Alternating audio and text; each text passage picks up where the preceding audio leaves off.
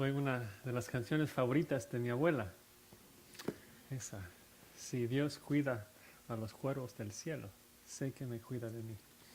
Pues muy bienvenidos a todos, muy buenos días a todos. Es una gran bendición para mí poder ministrarles a través de la palabra de Dios.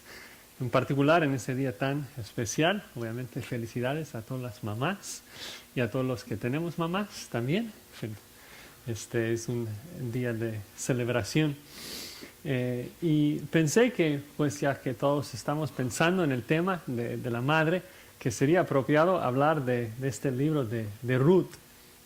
Como muchos de ustedes saben, la palabra hebrea virtuosa solamente ocurre 2 veces en todo el Antiguo Testamento. Proverbios 31 nos da la definición de la mujer virtuosa, y luego Ruth, quien es la ilustración de lo que significa ser una mujer virtuosa. En Ruth 3:11 Boaz declara: toda la gente en mi pueblo sabe que eres mujer virtuosa. Qué lindo testimonio. Sin embargo, tengo que advertirles un poco, ya que vamos a entrar en el capítulo 1 de Ruth, de que aunque espero y oro que el mensaje sea de mucho aliento para todos, la historia no empieza lindo. La historia no empieza ni fácil, sino que difícil y trágico de parte de Noemí. Entonces me van a tener que aguantar un poco, por favor, hasta llegar a lo lindo, al final de la historia. Y bueno, quisiera entrar de plano en el mensaje. Quisiera tratar de ver todo el capítulo 1 de Ruth. Ya leímos el capítulo, entonces les pido que tengan sus Biblias abiertas al capítulo 1 de Ruth, y vamos a estar haciendo referencia a diferentes versículos a lo largo del sermón. Para ustedes que les gusten anotar el bosquejo, en esta mañana veremos 2 maneras que Jehová bendice a sus hijos a través de nuestro dolor y a través de nuestro testimonio. Entonces, 2 maneras que Jehová bendice a sus hijos que nos ayudarán a confiar en Él. Jehová nos bendice a través de nuestro dolor, y Jehová nos bendice a través de nuestro testimonio. Ruth, capítulo 1, versículo 1. La primera frase ahí, de que esta historia ocurre durante los días de los jueces, yo creo que hubiera traído un montón de ideas a la mente del oyente original, y nos sirve un poco como introducción al libro. La audiencia original de este libro vivían durante los principios de la monarquía. Sabemos esto porque David se menciona al final del libro. Y aunque esta gente vivía durante la monarquía, habían escuchado de las pesadillas que era el tiempo de los jueces. Y si Ruth es la bisabuela de David, entonces no hace mucho tiempo de que no hubo rey, y cada uno hacía ¿qué? Lo que bien le parecía. Yo creo que las historias más feas de la Biblia se encuentran en el libro de en el libro de Jueces.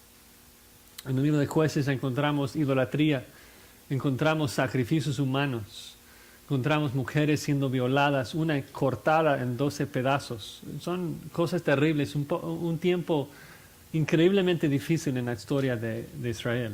Y Ruth vive en ese tiempo, en esa época, los tiempos de los jueces, un tiempo muy difícil. No solo esto, el autor agrega ahí de que hubo hambre. Hubo un hambre. Y algo muy importante, yo creo que a veces no interpretamos correctamente el Antiguo Testamento porque no hacemos el trabajo de tratar de ponernos en la piel de la audiencia original de un judío en el Antiguo Testamento. Porque dice allí de que hubo hambre, pero ¿dónde hubo el hambre? Dice que hubo hambre en Haaretz, en la tierra prometida. ¿Qué significa esto de que hubo hambre en la tierra prometida?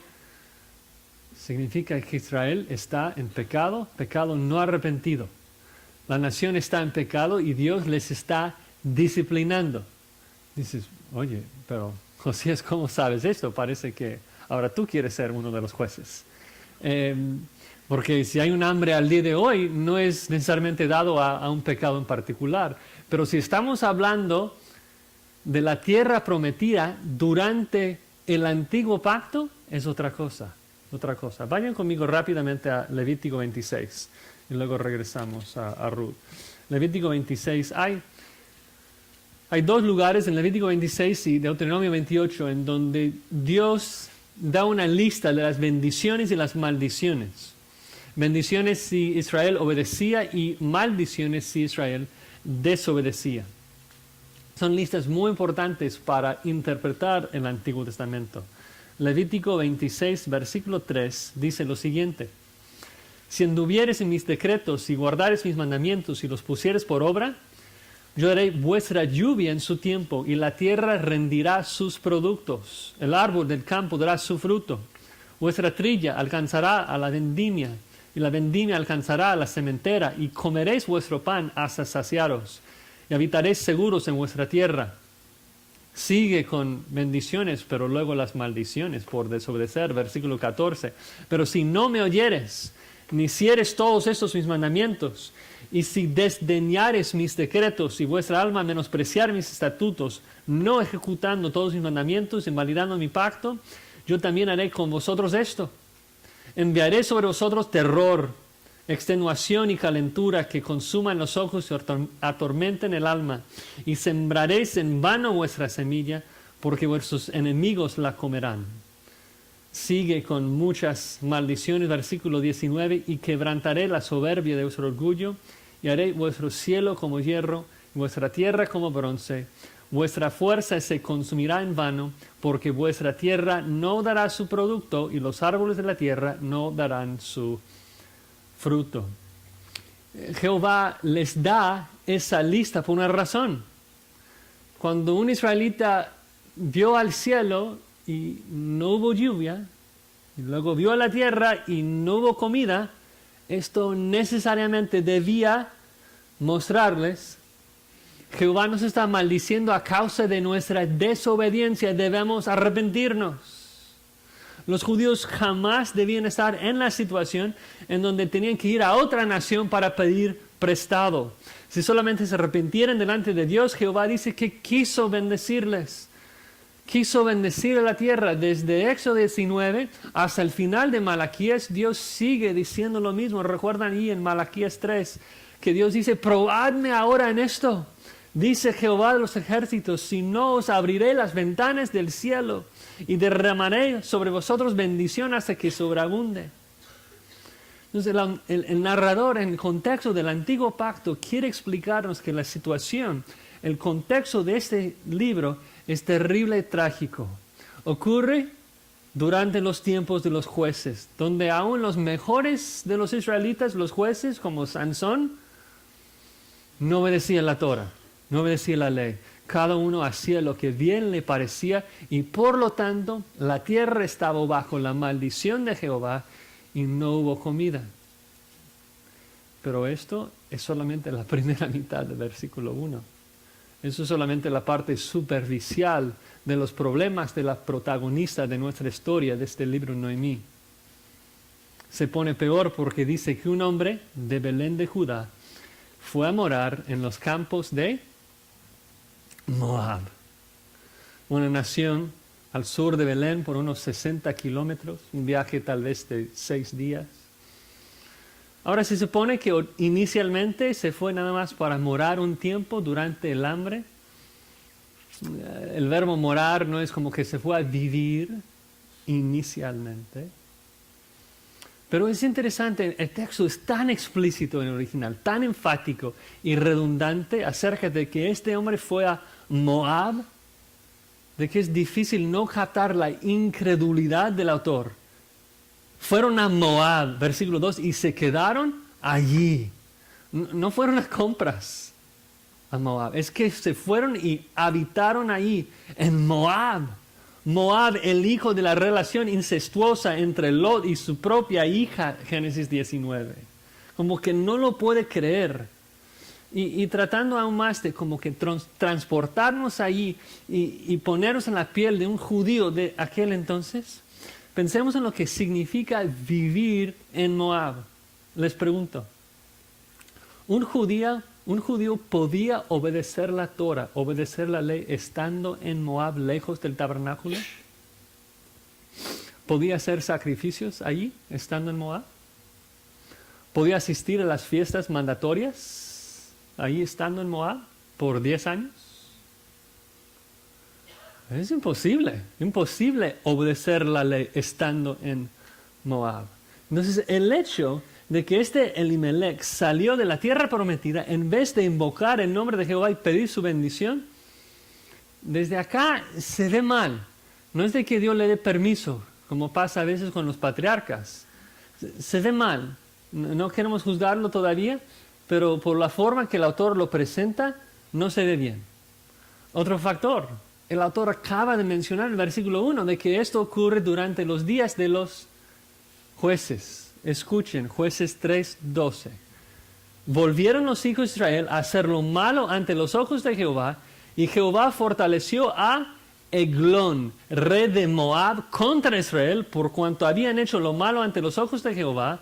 Verso 14, y sirvieron los hijos de Israel a Eglón, rey de los moabitas, 18 años. Los moabitas son los enemigos de Israel durante ese tiempo. Desde los días de Barak y de Balaam, Moab ha sido un tropezadero terrible para Israel. Elimelech va para morar en los campos del enemigo. No lo voy a llamar un traidor, pero para tratar de comprender lo que un judío pensaba de Moab, es que se ve mal. Entonces, a la luz de esto, regresando a Ruth 1, al final del versículo 2, ya entendemos de que hay un hombre, Elimelech, tiene una esposa, Noemí, tiene 2 hijos, Malón, un nombre apropiado para lo que está haciendo, Kelión. Los 4 de ellos están viviendo en Moab. Vamos a regresar a la frase más tarde, al hecho de que el autor dice que son de Belén Efrata, son efrateos. Acá solamente quiero mencionar la ironía de que ellos tienen que salir de Belén porque no hay pan. Porque en hebreo el nombre Belén es 2 palabras y dice casa de pan. Casa de pan. Entonces cuando lo lees en hebreo dice, son efrateos de la casa de pan de Judá donde no hay pan. En la casa de pan no lo hay. Ahora, versículo 3. Recuerdan que el punto que estoy tratando de desarrollar acá es de que Dios nos bendice a través del dolor que muchas veces recibimos a causa del pecado de otros, a veces por el pecado de nosotros. En este caso, Noemí no hace nada mal, está sufriendo en todo sentido adolorida porque está metido, completamente rodeado del pecado de otros, de su nación, de su esposo, de sus hijos. Todo lo que se narra en los primeros 5 versículos tiene que ver con dolor. Versículo 3, su marido, Elimelech, muere. Ahora no nos dice si Dios lo mató a causa de su pecado, no nos da detalles, la narrativa es corta. Simplemente que murió. Noemí se queda como viuda. Y obviamente el hecho de ser viuda es algo terrible, trágica, difícil en cualquier generación. Pero hay que pensar un poco en lo que significa ser viuda en aquel entonces en Moab. Piénsalo así. Cuando leemos Jueces, observamos lo que el pueblo de Dios hacía a mujeres indefensas, violándolas, cortando sus cuerpos en pedazos, etc. ¿Se puede imaginar el peligro ahora de Noemí, una viuda joven que está viviendo en los campos de sus enemigos en Moab, adoradores de Quemos, que requirió sacrificio de niños? Qué dolor, qué situación tan terrible. Y digo, ya no están simplemente morando allí. Versículo 4, los 2 hijos ya viven allí. Toman esposas moabitas. Ahora, algunos dicen, oye, no debemos juzgarlos. La ley nunca dice explícitamente que un judío no podría casarse con una moabita. Solo dice que una moabita no podría estar en la congregación de los judíos. Luego Esdras y Nehemías dicen que está mal que un judío sea casado con una moabita, pero eso es después. Así que no debemos juzgar a Malón y Kelión. Mira, hay que pensar un poco en el contexto, en todos los acontecimientos. Entiendo de que no siempre tiene que ser pecaminoso que un judío se case con una moabita, de la raza moabita, si es que esa moabita se convierte primero al judaísmo. Eso es lo que ocurre con Ruth y Boaz más tarde. Eso es lo que ocurre con otros gentiles como Rahab. Entiendo, pero esto es muy distinto. Malón y Kelión se casaron en Moab con moabitas que seguían adorando a Quemos, el dios de ellos. Lo sabemos porque Orfa regresa a sus dioses. Hay mucha diferencia allí. Otra vez les pregunto, ¿cómo es que un judío que no debía ni comer la comida de los gentiles, de la gente de afuera, un judío que debía ser santa, distinta, separada, que no debía mezclarse con las naciones, cómo es que él llega a amar a una moabita y luego casarse con ella? Me pregunto, ¿ella sabe cómo cocinar según la ley de Moisés? ¿Ella sabe cómo coser ropa según la ley de Moisés? Repito, esto se ve re mal todo. Malón se casa con una moabita llamada Ruth, Kelión se casa con Orfa, y si las maldiciones y bendiciones de Levítico 26 y Deuteronomio 28 son reales, va a traer problemas a esa familia. Dice al final, versículo 4, que se quedaron allí 10 años, una década, es decir, que no fue por un tiempecito. Una anécdota, en original me parece una frase parentética. No creo que esté diciendo de que estaban casados con las moabitas 10 años. Parece mejor entender de que Elimelech, o sea, desde el momento que Elimelech llegó a Moab hasta el momento que Noemí regresó a Palestina, 10 años en total. Lo pienso así por la estructura de las frases y porque Ruth se presenta como una joven durante el resto del libro. Pero el punto, o sea, no importa cómo lo interpretamos así, los dos hijos están casados con moabitas, pero muy interesantes, mueren sin hijos. Otra marca de la maldición de Jehová en el antiguo pacto. Deuteronomio 28, si no oyeres la voz de Jehová tu Dios, maldito serás tú en la ciudad, maldito el fruto de tu vientre. Era una de las marcas de desobediencia, lo que debía llamar su atención. Ahora, tomar un paso atrás para hacer una aclaración muy importante. Estoy durante el antiguo pacto. Eso no se trata de Adán y Eva antes del antiguo pacto. No se aplica directamente tampoco a nosotros. No estoy diciendo de que si no tienes hijos estás bajo la maldición de Dios, que estás en pecado, que cada cristiano que obedece a Dios será rico y con muchos hijos y cada rebelde será pobre y viudo. Esto fue durante el antiguo pacto. ¿Me entienden, no? Ok. No quiero que haya malentendidos allí. Ahora estamos en el nuevo pacto y es mucho, mucho mejor lo que tenemos en Cristo Jesús. Pero el punto es que era una marca del antiguo pacto. Dios estaba bendiciendo a Israel físicamente. Bueno, finalmente versículo 5, como si lo demás fuera poco, dice que los dos hijos mueren y Noemí se queda sin esposo y sin hijos. Es corto la introducción. Se lee severo, yo diría, por ser tan corto sin explicación. Hubo hambre, fueron a Moab, murió Elimelech, murieron Malón y Kelión, y se quedó Noemí desamparada de todo. Y punto, así de rápido. Nos quedamos, cuando lo lees, si tuviéramos el gusto de regresar a ese momento que leímos el pasaje por primera vez, nos quedamos espantados y dolidos por esa mujer, con tantas preguntas. Oye, ¿por qué murió Elimelech? ¿De qué murió? Oye, ¿por qué no pudieron tener hijos Malón y Kelión? ¿Por qué tenían que morir ellos? ¿Por qué? ¿Por qué? Muchas preguntas que el texto no contesta. ¿Y saben qué? Creo que es a propósito. Creo que es a propósito.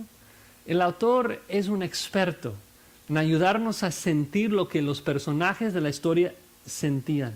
Los comentaristas dicen que es el libro mejor escrito de toda la Biblia. Y una de las razones es porque el autor nos ayuda a transportarnos y sentir lo que ellos sentían en el momento. Nos hace vivir los acontecimientos de la historia. Y una de las maneras, como un ejemplo de cómo lo hace, es que el autor narra la historia en discurso directo, citando lo que el uno dijo al otro. Casi 66% del libro son diálogos. Es decir, cuando el libro narra la historia, no dice de que Ruth fue al campo de Booz y luego él le dijo de que podría casarse y luego él pidió casarse con él.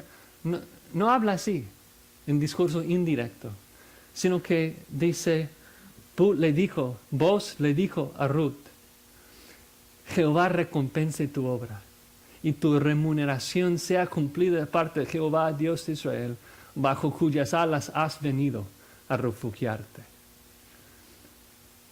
Y sentimos que estamos allí, sentimos lo que era ser Ruth, todo lo que había vivido y luego escuchar esas palabras de voz y ya lloramos con ellas, ¿sí o no?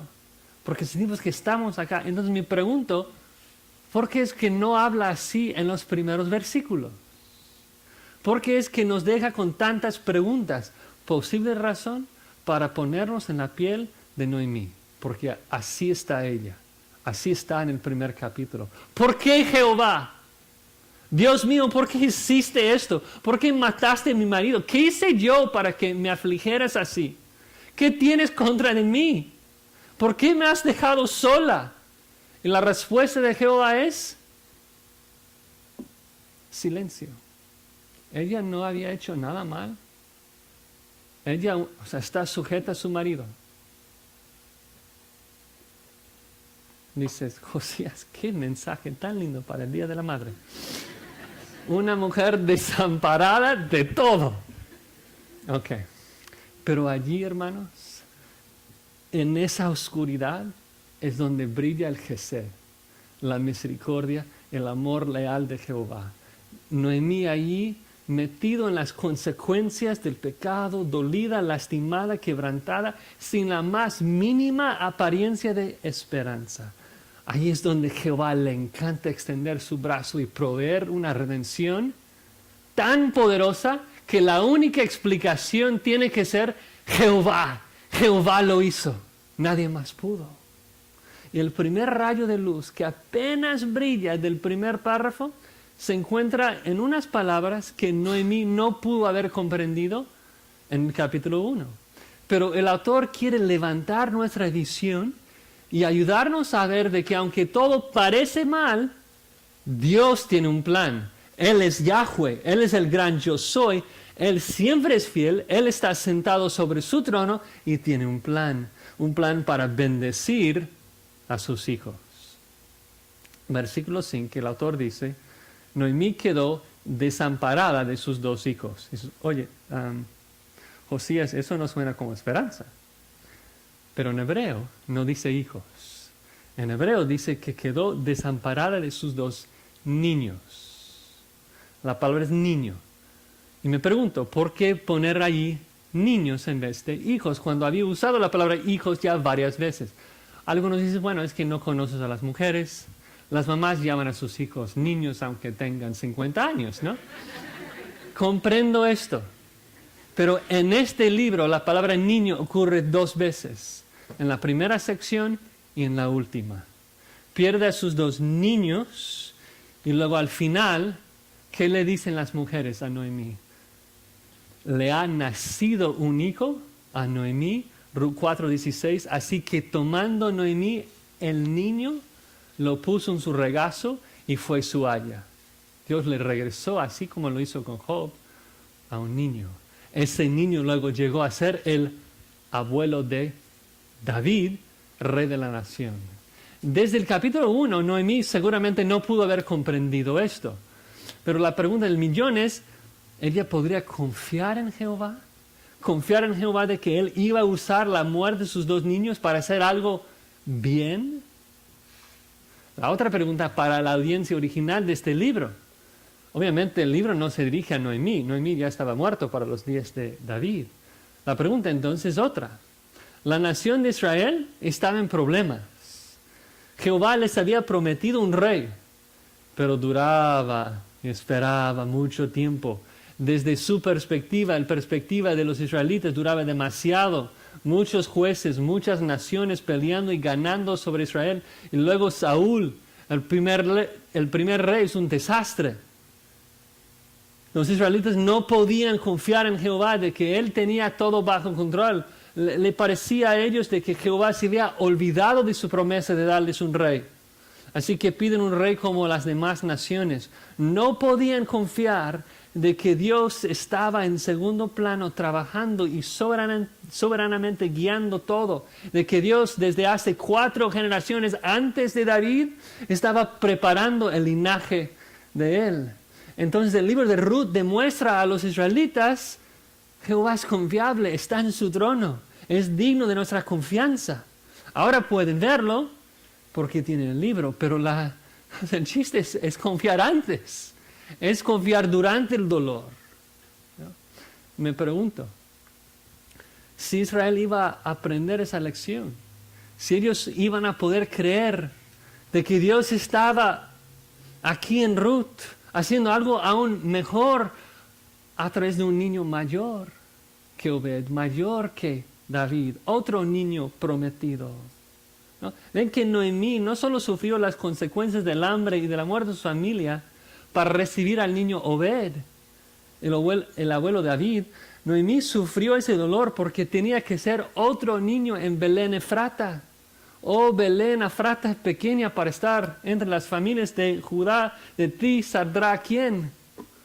El que será Señor en Israel. Un niño nos es nacido, dice Isaías. Hijo nos es dado y el principado sobre su hombro. Se llamará su nombre Admirable Consejero, Dios fuerte, Padre eterno, Príncipe de paz. El punto es esto. Todos nosotros pasamos por pruebas. Tenemos nuestros propios dolores, tenemos nuestras propias preguntas. Dios, ¿por qué hiciste esto? Y tú llenas ahí el espacio, la prueba, la que estás pasando. La pregunta es si podemos confiar en Dios a pesar del dolor, de que Él está usándolo soberanamente, dirigiendo todo para su gloria y nuestro bien. Les pregunto, ¿ustedes creen que Noemí tenía idea de que en el plan perfecto y soberano de Jehová sus 2 niños tenían que morir para que pudiera nacer otro niño, Obed? No. Noemí tenía idea de que del linaje de Obed iba a nacer su bisnieto, David, que iba a traer paz a toda la nación. No. Noemí tenía idea de que del linaje de Obed y de David iba a nacer el Hijo de Dios, que no solo iba a redimir a Noemí, sino al mundo entero. No tenía idea. Pero es el punto. Así tampoco nosotros podemos comprender el bien que Dios tiene en nuestro dolor. Lo que nos toca es confiar. Confiar que Dios nos bendice a través del dolor. Eso fue el primer punto. Segundo punto, Jehová nos bendice a través de nuestro testimonio. Versículo 6 inicia, dice que Noemí se levantó con sus nueras, singular, regresó de los campos de Moab. Se lee raro. ¿Cómo que regresó? Se presenta como un hecho. Noemí regresó de los campos de Moab. Se presenta como que ahora está en Belén, pero sabemos que no, porque en el versículo 7 dice que luego comenzaron a caminar para volver a Judá. ¿Qué significa entonces en el versículo 6 que regresó? Puede ser un resumen de lo que va a ocurrir después, pero no, porque Noemí no regresó solita, regresó con Ruth. Entonces, ¿qué está diciendo acá? Bueno, parece a lo mejor un juego de palabras, porque la palabra regresó en hebreo es la misma palabra, se arrepintió. Y parece como que la idea es de que ella regresó en su mente. Las nueras no están involucradas. No dice de que se levantó con las nueras y que regresaron ellas. Dice que las nueras están ahí y regresó ella de los campos de Moab. Su marido ya muerto, sus hijos muertos. Ahora le tocó a ella hacer una decisión. ¿Qué voy a hacer? Y ella decidió regresar. Ya regresó a la tierra prometida. Me encanta la forma en que el autor lo explica. Dice que ella escuchó desde Moab que Jehová había visitado a su pueblo para darles pan. Versículo 6. Hay pan de nuevo en la casa de pan. ¿Y por qué? Porque Jehová había visitado a su pueblo. Una frase rica, llena de significado en toda la Biblia. Primera vez que se usa, Génesis 21. Jehová visitó a Sara y concibió y dio a luz. Primero Samuel 2. Jehová visitó a Ana y concibió y dio a luz. Tal vez una interesante conexión allí. Pero más, se usa muchas otras veces. Éxodo 3, Jehová dice a Moisés, allí cuando define que su nombre es el gran yo soy, dice Moisés, ya vete a Egipto y diles a los israelitas que yo soy el Dios de Abraham, de Isaac, de Jacob, y que verdaderamente he visitado a mi pueblo. Lucas capítulo 1. Zacarías, lleno del Espíritu Santo, profetizó diciendo, bendito el Señor Dios de Israel que ha visitado a su pueblo. Obviamente a través de mandar a su Hijo para redimirlos. Cuando Dios visita a la gente en la Biblia, solamente puede haber dos contextos. Jehová visita a los impíos para maldecir y juzgar, o Jehová visita a sus hijos para colmarles de bendición, para bendecir. Y Jehová visitó al pueblo, les proveyó de salvación. Eso nos lleva al versículo 8, donde empiezan los diálogos. Como mencioné, 65 más o menos % del libro es diálogo. Otra nota para enfatizar de que Noemí es la protagonista de este libro y no Ruth. Noemí dice 225 palabras. Ruth solamente 120. Y la primera cosa que Noemí dice, después de apenas haber empezado el viaje para regresar a Judá, dice a sus nueras, ya regresen a su familia. Ahora, algunos ven esto muy mal. Y comprendo que a lo mejor Noemí pudo haber hablado más lindo a sus nueras en estos párrafos. Pero al nivel humano, por lo menos, no me parece tan mal. Me parece un amor profundo de parte de Noemí. Está siendo más realista que pesimista. ¿Qué van a hacer ellas en Israel? ¿Algún judío va a querer casarse con una moabita? Imposible. Al nivel humano, imposible. Y ella quiere lo mejor para ellas. Y es difícil, porque ella las quiere mucho. Pero además de eso, piénsalo así. Tu hijo muere. ¿De verdad así tan fácilmente vas a querer dejar que tu nuera se case con otro hombre? Es difícil. Es difícil. Y ella dice que Jehová les muestre Gesed, que les muestre misericordia, que puedan encontrar nuevos esposos y tener hijos. Y que tengan vidas llenas de gozo. Mi vida es amarga, pero las tuyas no tienen que ser así. Verso 9. Que halléis descanso cada uno en casa de su marido. Eso es amor sacrificial. Otra nota interesante, versículo 8 dice, volveos a la casa de su madre. Me pregunto, ¿por qué la casa de su madre en vez de la casa de su padre? Que sería la frase normal en hebreo. La frase casa de su madre se usa solamente 3 veces en todo el Antiguo Testamento fuera de acá. Génesis 24, 28 con Rebeca y 2 veces en Cantar los Cantares. En los 3 contextos son mujeres que no tienen hijos pero desean tenerlos. Es interesante la conexión ahí. Pero el punto acá en el pasaje es de que Noemí quiere lo mejor para ellas. Y eso es amor. Amor es querer lo mejor para otro, aun si resulta difícil, aun si resulta doloroso para ti mismo. Y sé que era difícil y que Noemí amaba a sus nueras, porque al final del versículo 9 dice que las besó y lloraron. una palabra muy fuerte en hebreo. La idea es de que chillaron. Lloraron de voz alta, así, de forma incontrolable. 3 mujeres allí con muchas lágrimas, mucho llanto. ¿Por qué? Porque no era fácil. No era fácil. Hubo mucho amor entre las 3. Tenían una buena relación. Noemí afirma eso en el versículo 8, ¿no? De que ellas les había mostrado Gesed, misericordia. Ellas estaban regresando con ella, amándola. Y ella estaba agradecida. Ella afirma, mira, es que no merezco su amor, su afecto. Pero, por favor, sé realistas. Es mejor que ustedes regresen a sus casas. La idea es implícita acá, luego lo va a hacer más fuerte. Pero la idea es de que, mijas, no vas a encontrar descanso de este dolor mientras se queden conmigo. Jehová me tiene bajo maldición. Es mejor que se alejen de mí. Las quiero y no las quiero perder, pero tienen que regresar. Pero versículo 10, las 2 dicen, no, iremos contigo, no te vamos a dejar. Entonces nos lleva a un párrafo difícil en los versículos de 10 al 13, en donde Noemí tiene que convencerles. Muy fuerte. En el párrafo anterior, los versículos 8 y 9, el tono es tierno, lleno de amor.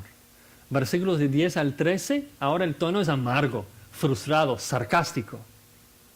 Básicamente la idea es así. Noemí comunica, no hay esperanza conmigo. La mano de Jehová está contra de mí. Todos los que me tocan mueren. Es peligroso estar a mi lado. Esposo, hijo, no importa. Además, ¿qué puedo yo darlas?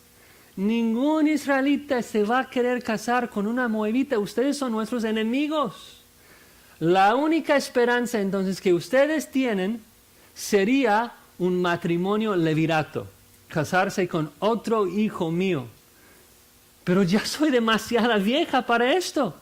Y luego, así, sarcástico, dice en el versículo 12, aún si a través de un milagro ginecológico pudiera embarazarme hoy y de gemelos, ¿ustedes creen que van a esperar otros 20 años para casarse con ellos? No, por favor, mi vida es amarga, pero regresen a sus tierras. Mi amargura es mayor porque Jehová está en contra de mí, pero no está en contra de ustedes. Regresen. Versículo 14, chillan de nuevo, alzan sus voces, lloran. Orfa besó, implícito, la idea es de que luego se despidió, o sea, besó en el sentido de despedirse de su suegra. Y dice Marut, literalmente, se aferró a ella. El verbo es muy fuerte. Para darles solamente una idea, ese verbo se usa por primera vez en Génesis 2:24. Por tanto, dejará el hombre a su padre, a su madre, y se unirá a su mujer. El mismo verbo. La idea es de que, obviamente el contexto es distinto, pero Ruth se aferró, se unió a su suegra, la abrazó y no la dejó. Sigue abrazándola ya, no quiere dejarla. Se unió a ella. El verbo también se usa varias veces en el Antiguo Testamento como mandato de que debemos aferrarnos a Jehová. Josué 23:8, a Jehová vuestro Dios seguiréis, dice la Reina Valera, pero la idea es de que a Jehová vuestro Dios se aferraréis, no a los otros dioses. Hay que abrazar a Jehová y Él únicamente, y no dejarlo. Entonces, esa es la idea. Están ahí, Noemí aferrada a Ruth, mejor dicho, aferrada a Noemí. Y versículo 15, Noemí dijo, aquí tu cuñada se ha vuelto a su pueblo, a sus dioses. Vuélvete tú tras ella. Ahora, esta es una de las frases más difíciles de este libro. Muchos preguntan, oye, ¿por qué Noemí mandaría que Ruth regresara a sus dioses? A Quemos, el dios de Moab. Una religión tan fea que exigía el sacrificio de niños. Y no que cambia todo, pero debo decir por lo menos, de que Noemí no dice explícitamente, Ruth, regrésate con tus dioses moabitas, sino que dice, mira, tu concuña, Orfa, Es un término muy tierno, muy íntimo en hebreo, que se traduce como tu cuñada, que era su concuña. O sea, ella ha regresado a sus dioses. Tiene más sentido regresar con ella, ¿no? Entonces mi punto es de que Noemí no dice regrésate con Quemos, dice regrésate con tu concuña. Está tratando de ayudar a Ruth a ver lo que significa su decisión. Está siendo realista. Está explicando el costo de seguirla a Israel. Ruth, si vienes conmigo, tienes que dejar todo. Tienes que dejar a tu pueblo, tus dioses, tu familia, todo. Habrá un costo muy alto en seguirme. Y antes de seguir hablando de Noemí, quisiera tomar un paso atrás rápidamente y explicar algo que creo que es muy importante cuando leemos narrativa. De Abraham, de Ruth, de Daniel, quien sea. El punto principal de esta narrativa no es debes llevar un buen testimonio así como Noemí. Sé como ella. Tantas veces yo creo que perdemos el punto de la Biblia porque pensamos que el punto del libro de Daniel es sé valiente como Daniel o tener fe como Abraham o lo que sea. Ahora es bueno hacerlo, pero no es el punto principal de esos pasajes. La Biblia no es la revelación de Abraham, ni de Daniel, ni Ruth, ni Noemí. El punto de la Biblia no es ayudarnos a ser más morales. La Biblia es la revelación de Dios. Jehová es el héroe del libro de Ruth y la idea es aprender de su fidelidad, de su gesed, a pesar del pecado y los fallos de otros.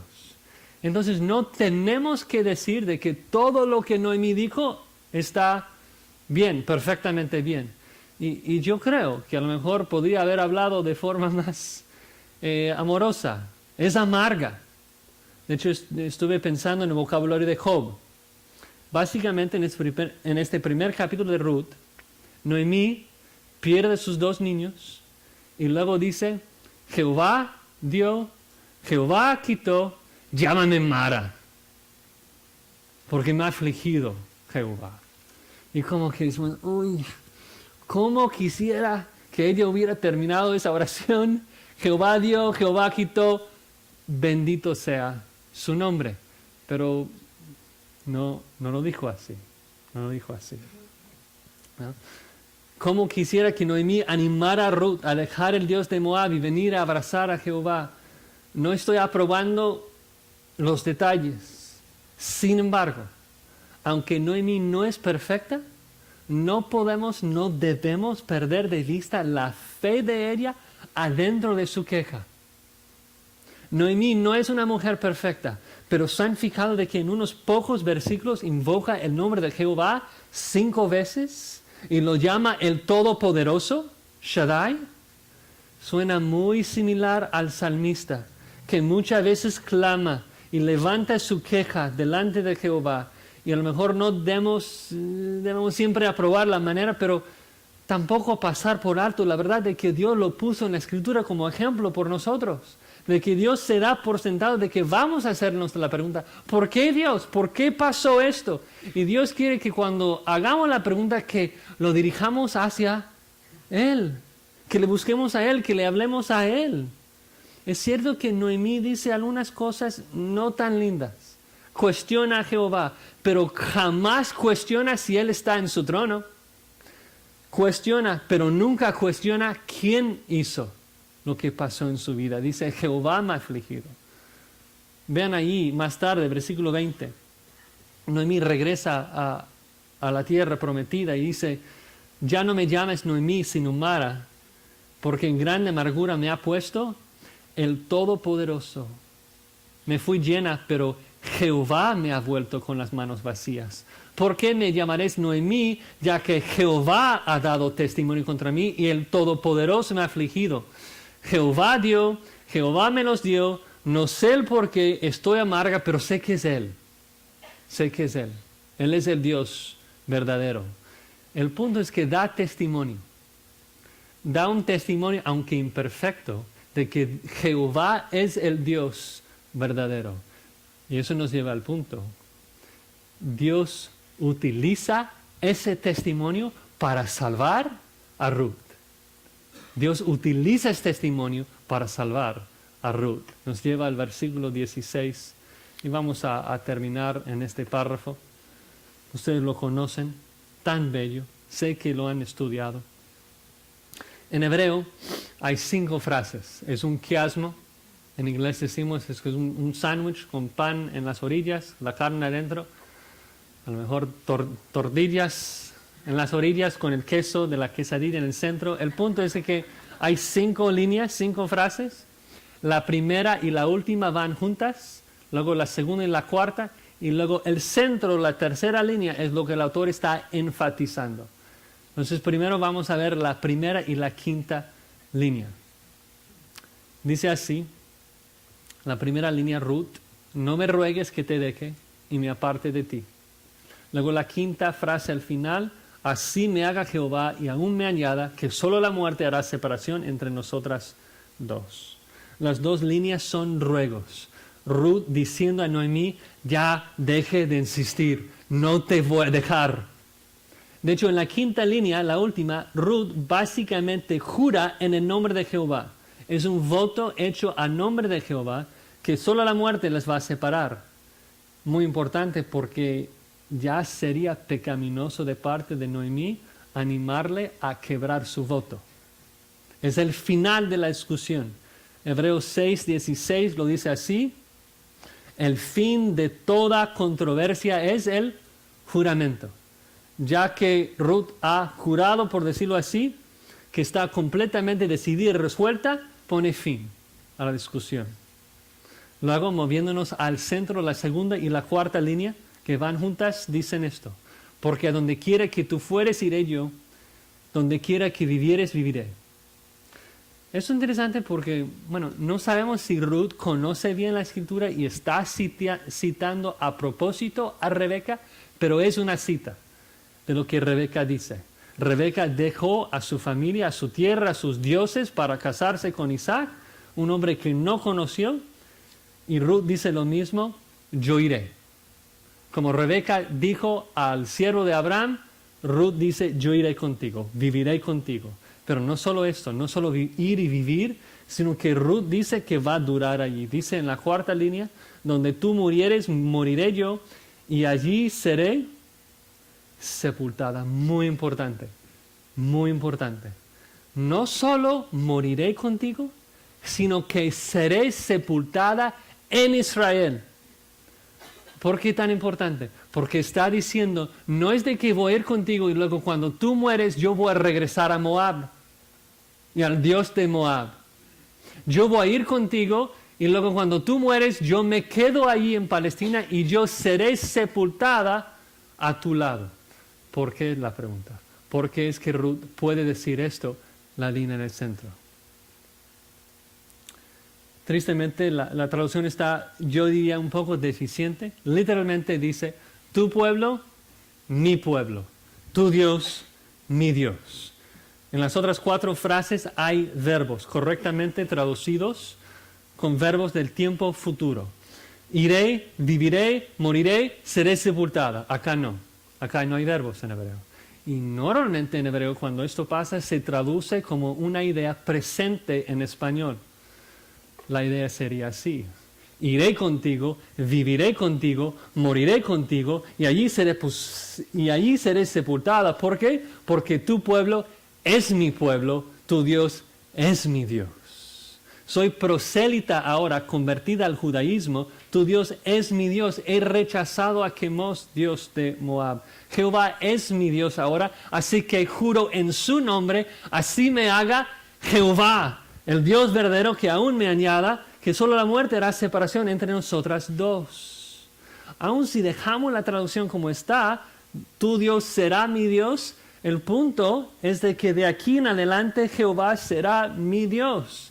Es un momento decisivo para Ruth. Por la gracia de Dios hubo algo en el testimonio de Noemí en estos 10 años que le había convencido de que Jehová era digno de su adoración.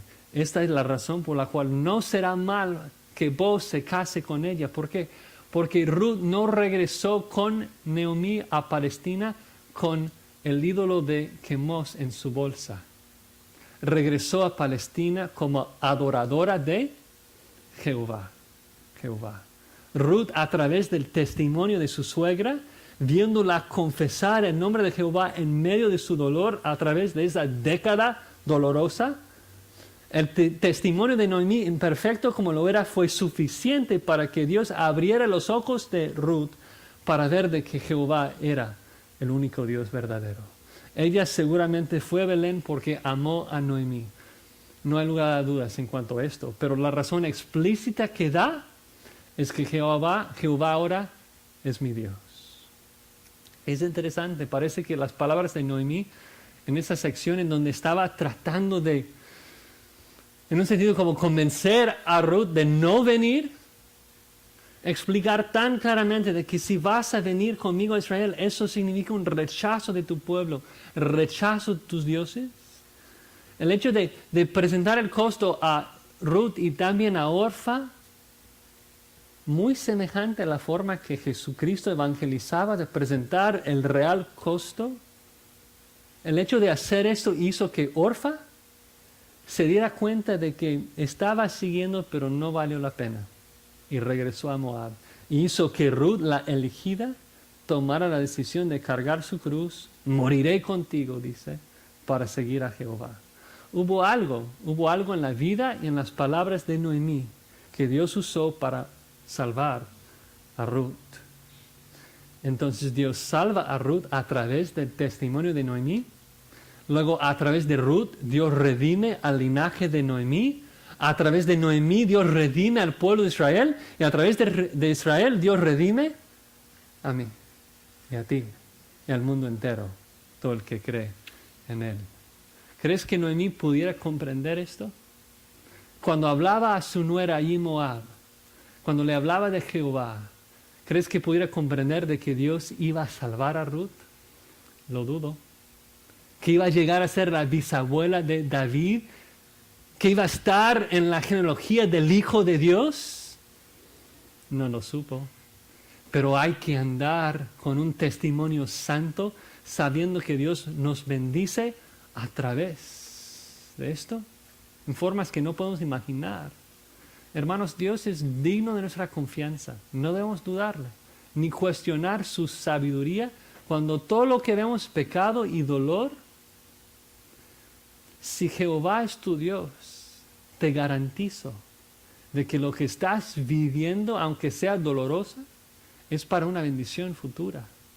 Porque es la promesa de Romanos 8, 28 y 29, de que Dios está haciendo todo para nuestro bien, santificándonos a la imagen de su Hijo unigénito Jesucristo. Todo, Él es soberano en todo detalle, en todo detalle. Tampoco debemos dudar el poder de Dios en usar nuestro testimonio, pensando en el Día de la Madre. Yo creo que una suegra fácilmente podría verse desanimada, como al día de hoy una mamá fácilmente se desanima, sabiendo que no siempre ha contestado perfectamente, no siempre ha caminado perfectamente, no siempre ha hablado con amor y paciencia. Pues tampoco lo hizo Noemí, pero siguió tenazmente dando testimonio. Es el punto. Vivió en santidad y jamás dejó de hablar de Jehová, de su palabra. Yo estoy agradecido a Dios de que tuve dos abuelas así, que me hablaron, vivieron en santidad, una mamá igual. Soy producto de esto. Dios las usó en mi vida para salvarme. Me anima también como papá. ¿Por qué? Porque no sé si va a durar una década o unos años, pero Dios pone en mí el querer y el hacer su voluntad, prepara buenas obras para que yo pueda andar en ellas y luego me use para bendecir a otros y luego use ese testimonio para regresar y colmarme a mí también de bendiciones futuras. Yo creo que una cosa que aprendemos de Ruth, entre las muchas, es que no podemos imaginar lo que Dios puede hacer a través de su palabra en nuestras bocas y en nuestras vidas. No podamos imaginar el bien que Él está haciendo a través de las pruebas que Él pone en nuestras vidas. Amén. Oremos. Señor, damos gracias. Tú eres el gran héroe de la historia. Tú eres el gran yo soy. Tú eres digno de toda nuestra confianza. Gracias te damos por esta historia tan bella. Gracias por el ejemplo que nos has dado en Ruth y en Noemí.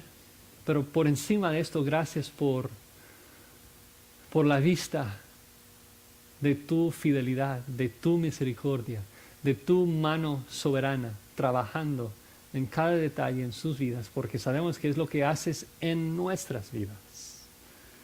Qué consuelo nos das al saber de que tú reinas, de que tú estás obrando en nuestras vidas a través de nuestro testimonio para salvar. Ayúdanos a seguir siendo persistentes con nuestros hijos, con nuestros nietos, con nuestros compañeros de trabajo, con nuestros padres, con quien sea, viviendo en santidad, hablando siempre de ti. Gracias te damos porque sabemos que ese evangelio, el testimonio que damos en el evangelio es lo que tú vas a usar para salvar.